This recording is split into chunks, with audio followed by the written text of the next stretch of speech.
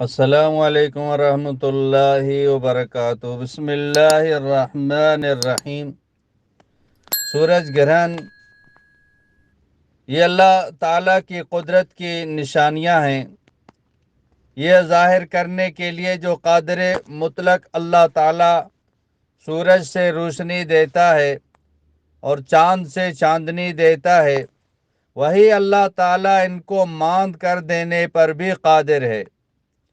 رسول اللہ صلی اللہ علیہ وسلم کے زمانے میں آپ صلی اللہ علیہ وسلم کے صاحبزادے حضرت ابراہیم رضی اللہ تعالیٰ عنہ کے انتقال کے بعد سورج گرہن ہو گیا۔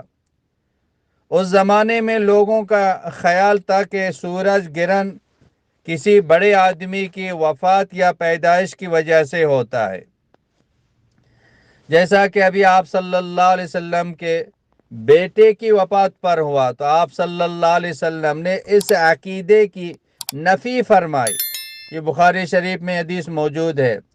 حضرت ابو دردہ رضی اللہ تعالیٰ عنہ حضرت ابو موسیٰ رضی اللہ تعالیٰ عنہ سے روایت کرتے ہیں کہ انہوں نے بیان کیا کہ سورج گرہن ہوا تو نبی اکرم صلی اللہ علیہ وسلم اس طرح گھبرائے ہوئے کھڑے ہوئے جیسے قیامت آ گئی۔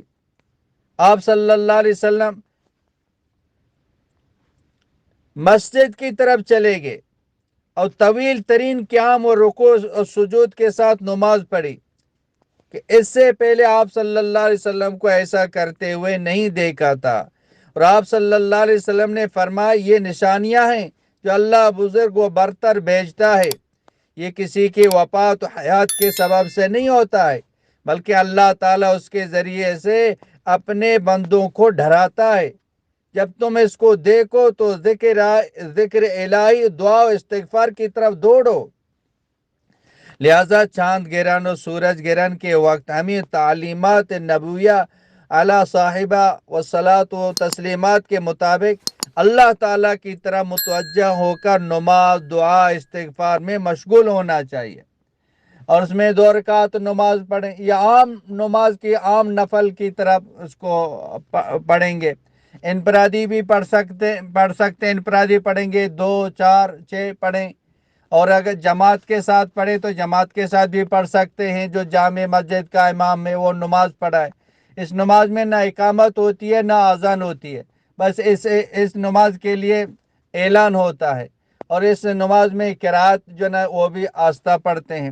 نماز پڑھنے کے بعد امام صاحب دعا کرے گا اور مقتدی آمین کہتے رہیں گے یہاں تک کہ سورج گرہن ختم ہو جائے یا دوسری نماز کا وقت آ جائے یا مکروہ وقت ہو، تو پھر جو نا دوسری عبادت میں آدمی مشغول ہو جائے، دوسری نماز میں مشغول ہو جائے۔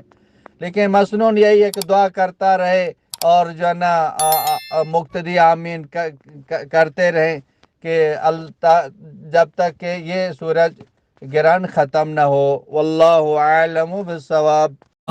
مولانا عبد الحکیم اسحاق کے بیانات کے لیے حکیم اسحاق آفیشل کو سبسکرائب کریں۔ مولانا عبد الحکیم اسحاق۔